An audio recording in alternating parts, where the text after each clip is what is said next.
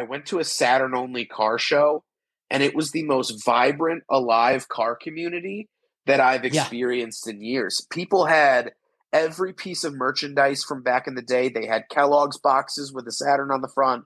They had windbreakers. They had Hot Wheels. They had brochures. They had, blankets that were all Saturn branded. And so again, that sort of scratched this itch of like, well, why do so many people love Saturns? And I think I've driven 20 Saturns, I think at this point.